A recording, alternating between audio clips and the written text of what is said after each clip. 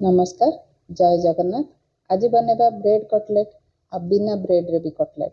तो दीटा जाक रेसिपी आपण माने प्रथम रु शेष जाए देखंतु। बनेबा अति सहज आ खाइबा पई बहुत ही टेस्टी। तो रेसिपीटा आपण माने थरे एमिति बनांतु, पिला मानकु बहुत ही पसंद आसीबो आ बहुत सहज उपाय रे आपण बनै परिबे। तो आपण मानकु देसी फूड कोर्ट ओडिशा को स्वागत करछि। तो आपण जेतिकी ब्रेड कटलेट बनेबे से अनुसार आलू सिझा नेबे। जेहेतु मुझे कम बनैबी मुझे बड़ साइज आलू दीटा छोट साइज आलू दीटा नहीं मैसर साहाय्य आपड़ एमती आलू जाक भलसे सब माने भलसे मैश करने आपन चाहिए हाथ में भी बन पारे। जेहेतु यहाँ नुआ आलू टी मैसर कले बहुत सहजरे आलूटा भलसे माने मिसीज। तो मुझे आलू सबको मैश कर नेली। तो ये मु दीटा मीडियम साइज पियाज को छोट छोट काटिक नहीं, फाड़े कैप्सिकम को भी छोट छोट काटिक नहीं, धनिया पत्र 4-5 कला रसुण को मुझे छोट छोट काटी नहीं आप ग्रेट करें। अदा छोट खंडे को ग्रेट करके नहीं आ कंचा लंका आपण घर जी राग खाती से अनुसार आपड़ ये कंचा लंका पकई पारे। मु 3 ରୁ 4टा कंचा लंका को एकदम छोट छोट काटिक पकई।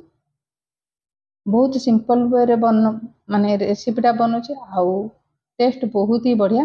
तो सबको ये पकई सारा तो सबको आम भलसे गोल ना। आज रेसिपीटी जेहेतु पुओ रेकर्डिंग करके आपको प्रोब्लेम आसीपे तो आप एडजस्ट करने। तो ये भजा जीरा लंका गुंड को ये ऐड करची।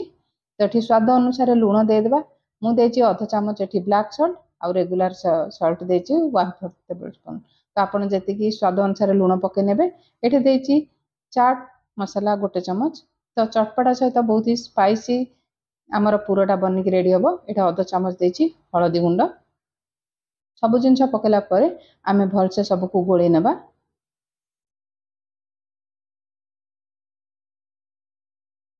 तो आपण मान तो बहुत थर बने थे। जदि आपण मानकु एमिति बने कि खाइला परे कहबे आपनकर टेस्टटा केमिति आपण मानकु लागिला। तो ये भलसे मुझे आलू सहित सब मसला गोले नेली। तो देखिपे भलसे ये चकटी जाइए। तो आपको साइड रखा। मुझे बड़ साइज पाउरुटी नहीं जोटा कि आम रेगुलर पाउरुटी आप चाहिए ब्राउन पाउरुटी भी नहीं पारे। तो यार साइड जो कॉर्नर जाक बाहर करनबा।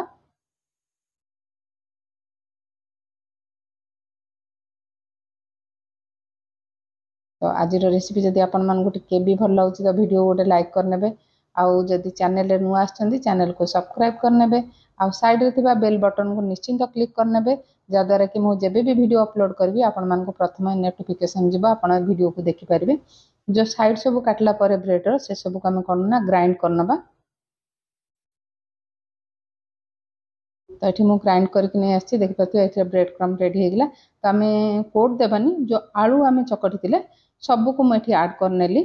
तो बाहर क्रिस्पी सहित भीतर माने पूराटा एत टेस्टी लगे थे एमती बनातु। तो ये ब्रेड क्रम्स पकेला पर आउ थे ये गोले नौची।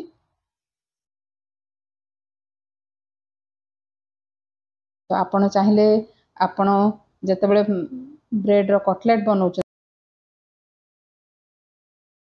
तो ब्रेड क्रम्स को तापर कोट करके भी आपण छाणी पारे। तो आपण एमती आलूर जो पूरा देहरे ब्रेड क्रम्स को पकातु तापर बना देखिए बहुत ही टेस्टी बनूची। तो आपन को जो साइज रो दरकार सेमती से माने शेप दे कि आपण बने पारि। मोठे सिलिंडर शेप रो बनूची। तो 3-4टा आलू रे बहुत सारा बनिक एठी हमर कटलेट रेडी होची। तो जदि पाउरुटी आपण पाखरे कम अछि तो आपण बिना पाउरुटी रे भी बहुत सहज उपाय आपण कटलेट बनै पारिबे। तो मुझे सब बन की रेडी कर नेली। तो मुझे गोटे जगार पानी नहीं तो पाउरुटी की आप डिप करने 2 हाथ प्रेस करके एक्स्ट्रा पानी को बाहर करनबा।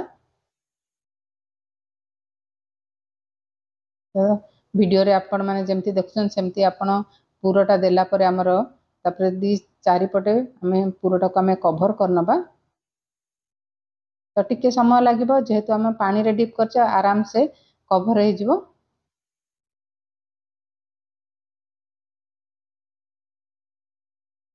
समय लगे तो आप भलसे कोट करने। तो मुझे करके सबतक 6टा बन सारी। तो ये मुझे 2 चमच मैदा 1 चमच राशि एठी चिली फ्लेक्स गोटे अधा चमच नहीं अल्प लुण देकी एठी गोटे बैटर बनै नेबा जोटा कि आम एक्स्ट्रा बनई जोटा कि पाउरुटी ना तो पाउरुटी नथिले आपण एई टाइप रो बनातु ये भी बहुत ही टेस्टी बनुची। तो जो घोलटा आम बनैबा बेसी पतला नहीं कि बेसी मोटा बनैबानी जेहेतु आम ब्रेड क्रम्स रो कोट देबानी तो टिके थिकनेस टा मीडियम रखिबा।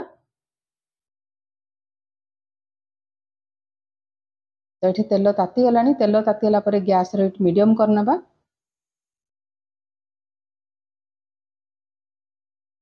तो बहुत ही कम तेल रे मुठी आमर ब्रेड कटलेट छाणुची तो आपण चाहिए डीप फ्राए भी करें।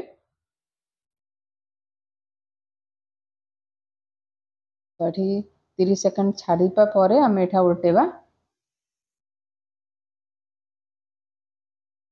बहुत ही कम समय एठी बनिकी रेडी हो जाउची। थोड़े निश्चय बनातु आपणकर केमती बनथिला निश्चिंत कमेंट करी कहिबे।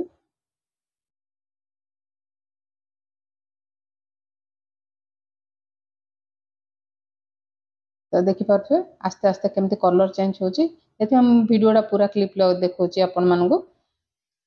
तो टिके टाइम नहीं कि जदि आपण करिवे आपणकर ब्रेड कटलेट बहुत क्रिस्पी सहित बहुत टेस्टी बनिबो। जदि आपण हाई फ्लेम रे बनाउचंदी तो सांगे सांगे कलर आसीजिवो किंतु टेस्टटा सेते टेस्टी आसीबनी। तो टिके समय नहीं कि एपट सेपट करके आपण फ्राई कर नियंतु।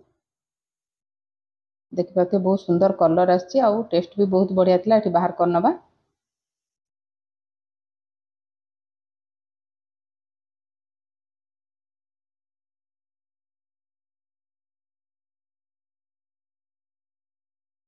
तो जोगुड़ाक मुझे माने ब्रेड रे मु कोट करनी जो स्लरी बनई ताको एमती आपण डिप कर नियंतु।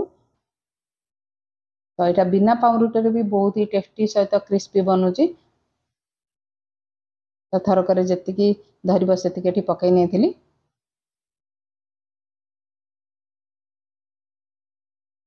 तो किसी समय छाड़ला पर उल्टे नेबा।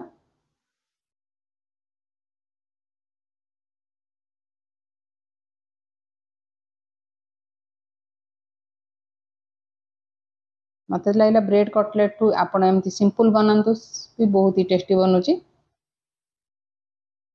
तो 4 ରୁ 5 मिनिट भितर आमर कटलेट बनिक रेडी हो जाउची। तो ये गलानी ये बाहर कर नहीं। तो चिली सॉस टमाटो सहित लगे खातु बहुत ही टेस्टी आउ एंजॉय करंतु। आ वीडियो भल लगे चैनल को सब्सक्राइब कर।